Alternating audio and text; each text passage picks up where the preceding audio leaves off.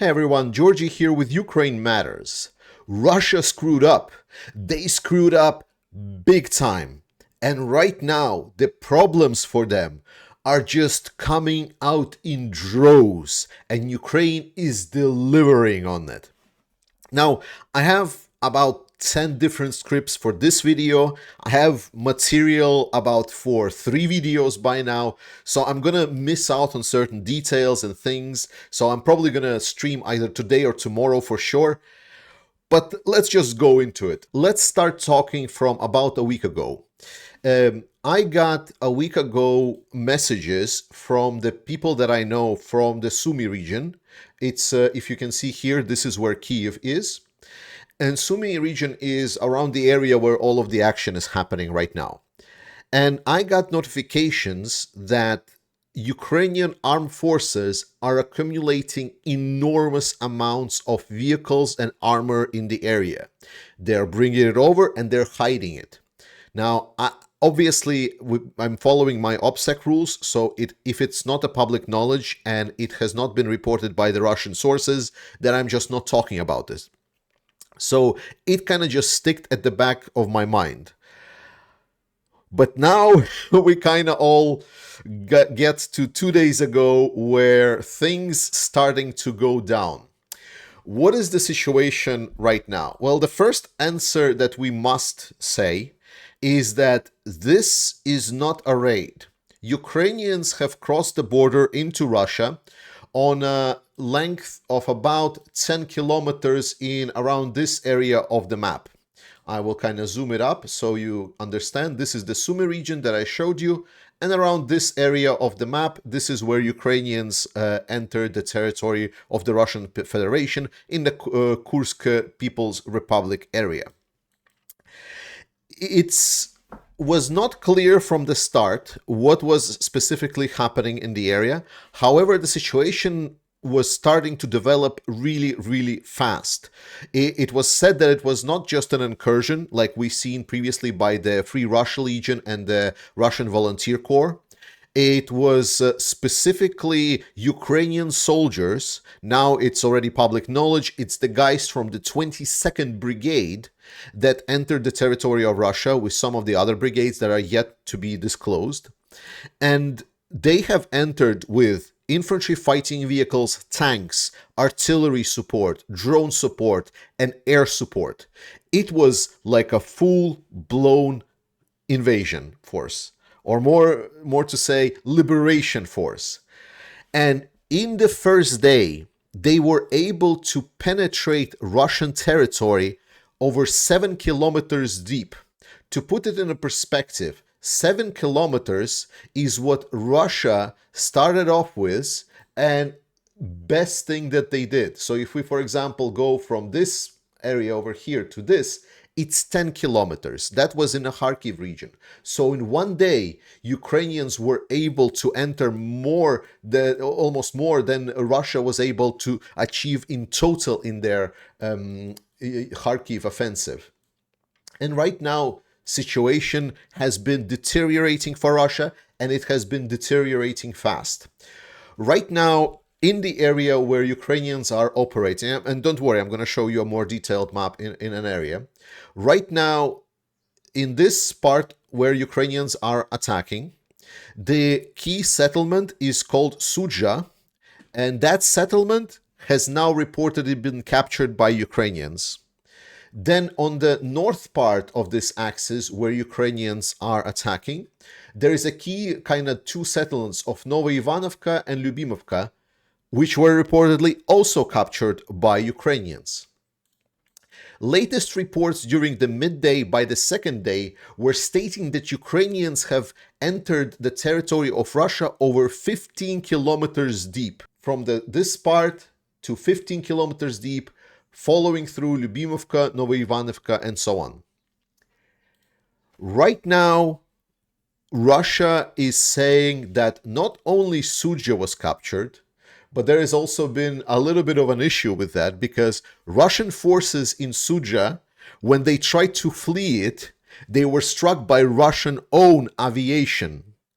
And right now, the whole grouping of Russians that they have here is kind of falling apart. They're falling apart by two main reasons, specifically on this part.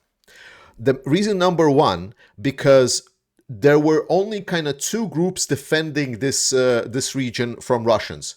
Group number one is conscripts, unpaid kids or like young adults that are being mandatorily conscripted to serve a year in the Russian military. They are not used in the war because during the Afghan war in the Soviet Union, they were sending these conscripts to fight in Afghanistan, and then these conscripts got killed, and it caused a huge uproar in the Russian society. Since then, it's like a taboo in Russia to use them anywhere else in so-called invasion of Ukraine, the special military operation, as they call it, so-called. And then the second group is Akhmat, who are Kadyrov's TikTok fighters. These can only fight when they have the legislative power over whatever they're fighting. They are not really good combatants. They're very, very cowardice. And these guys just run away. As soon as they saw that Ukrainian forces are crossing the border with Russia, they literally just run away, leaving only conscripts. And as it's being reported right now, Russians are surrendering in droves, specifically these conscripts that are here in these areas. They are laying down. There is like tens of it. Right now, the unofficial tally is that there are hundreds of them that are surrendering right now. They're just coming up in batches. They're being gathered up by the Ukrainian advancing forces and captured.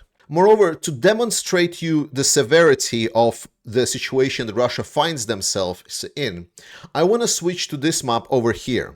Firstly, this map already shows the incursion that Ukrainians have been doing. So here is the more detailed map. But also this map is a little bit outdated because not only Sudzha has been already captured by the Ukrainian armed forces, but also Ukrainians have been reported in Koronevo, which is over 20 kilometers away from the border of Ukraine.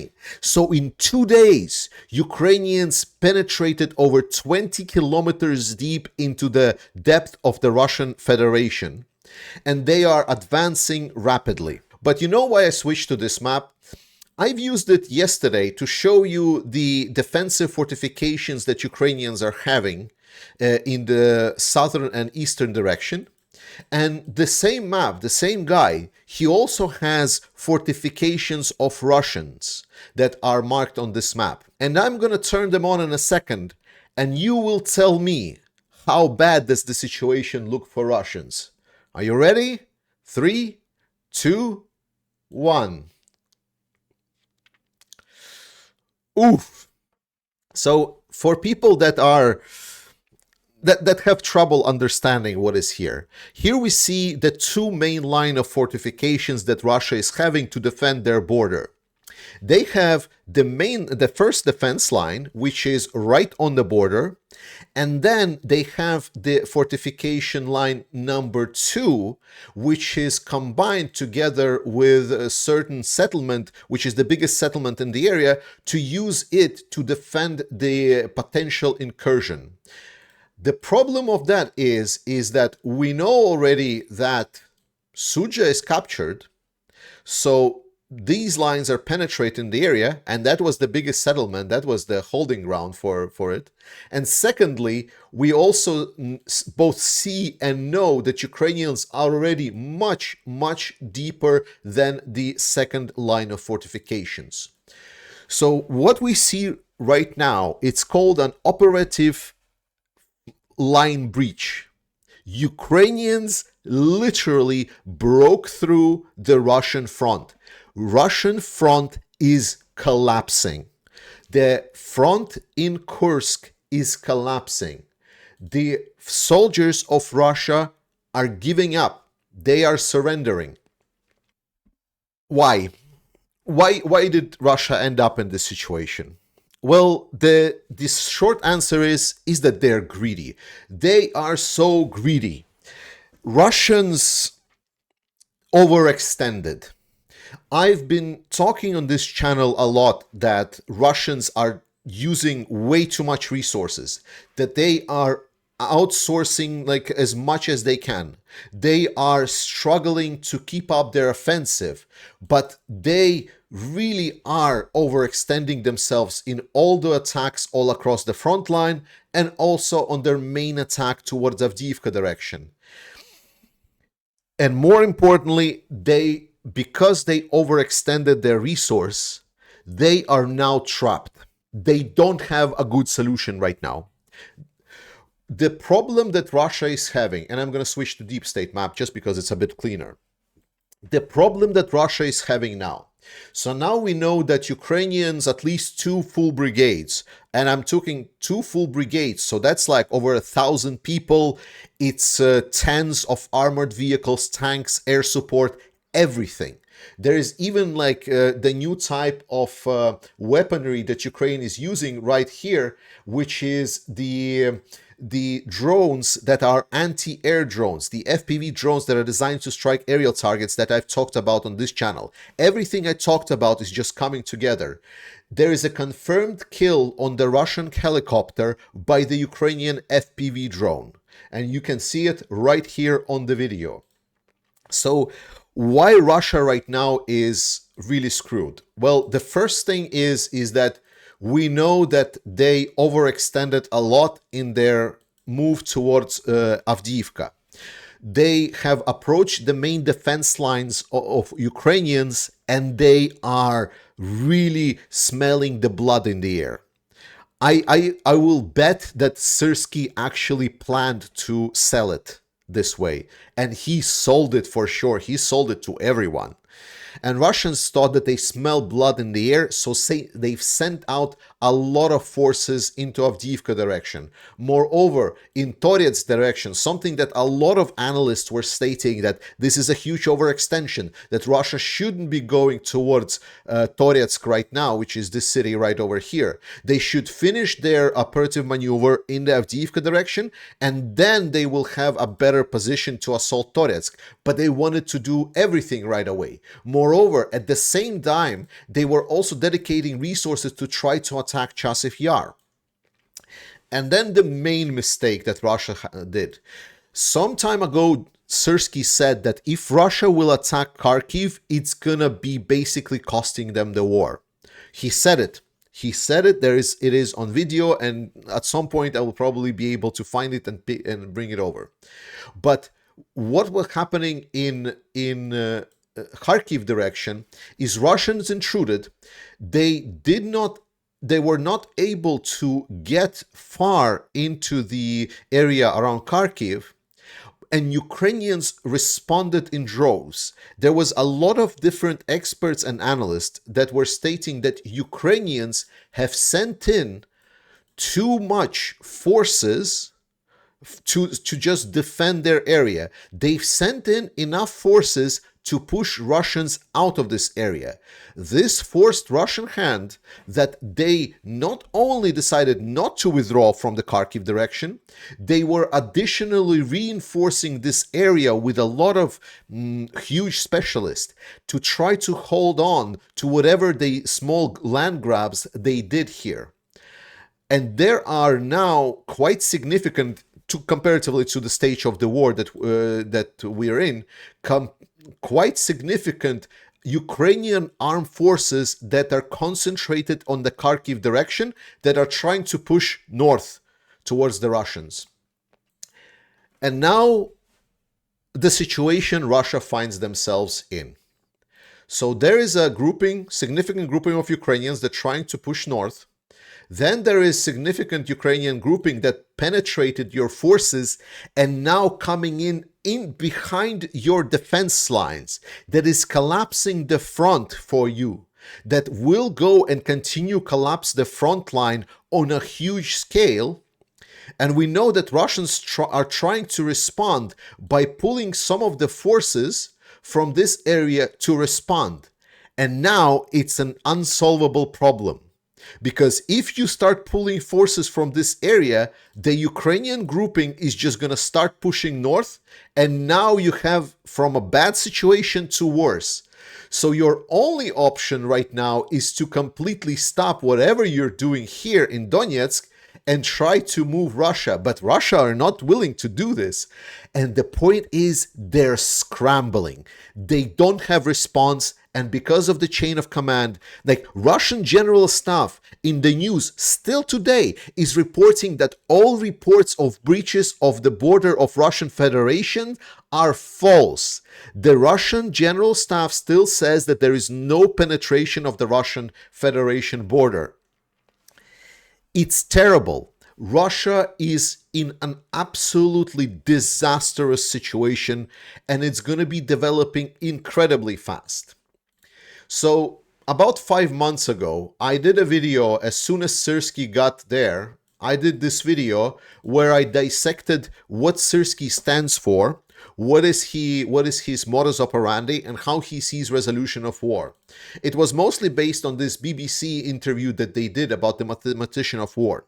So the operation that is happening right now is extremely well calculated. We know that because there is absolute radio silence. Nothing escapes. There were a couple of pictures that I've seen that appeared in some Telegram channels of Ukrainian fighters, but they were promptly deleted right after. Ukrainian officials, Ukrainian forces are reporting nothing. So right now, the only thing that a lot of close to Ukrainian sources are reporting, they are stating that whatever map you're looking at and however far you think the Ukrainian forces have advanced, you're dead wrong. The advances are even larger. So in this article, there was a specific quote that I noted of Syrskyi, that he firstly prepares very well for his plans and operations. So everything that is happening right now is calculated.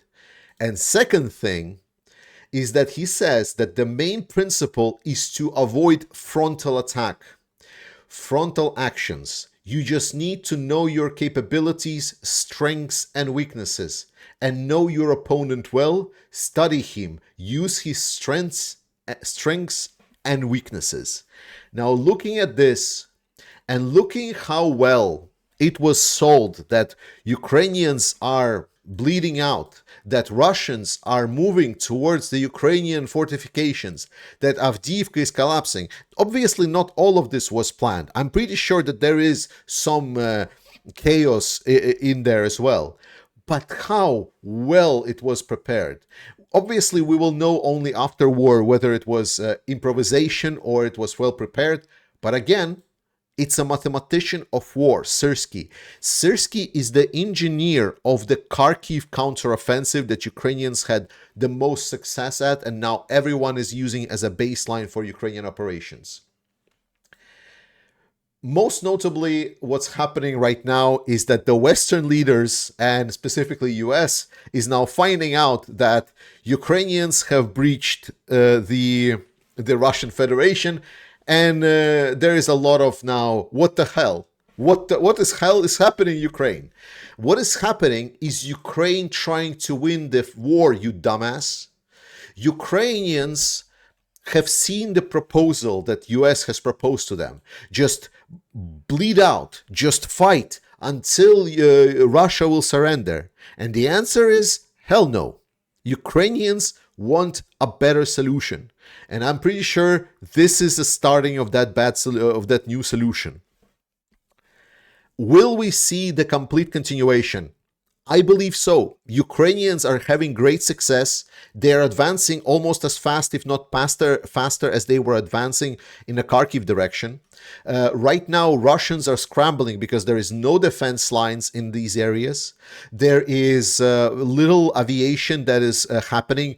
The aviation bombs that Russians are having, while great at attacking the armored defensive positions of Ukrainians that they have along the front line, they're not as good to stopping the fast advancing Ukrainian troops.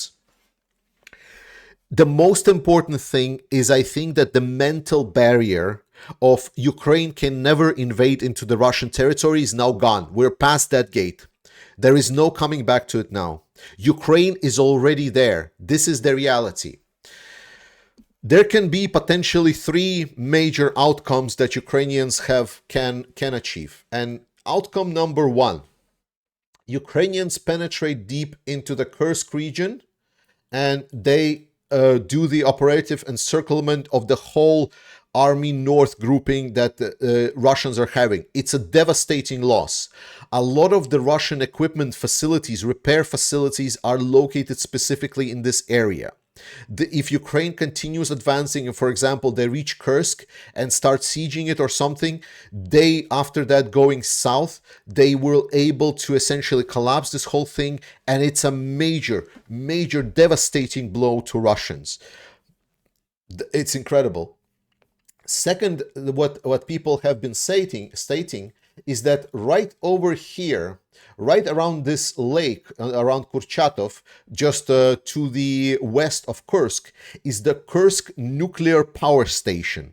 And the Kursk nuclear power station, some people saying that Ukraine, if they capture it, they can essentially use it as their, like the game that Russia is playing with the nuclear station, well, two can play that game, essentially.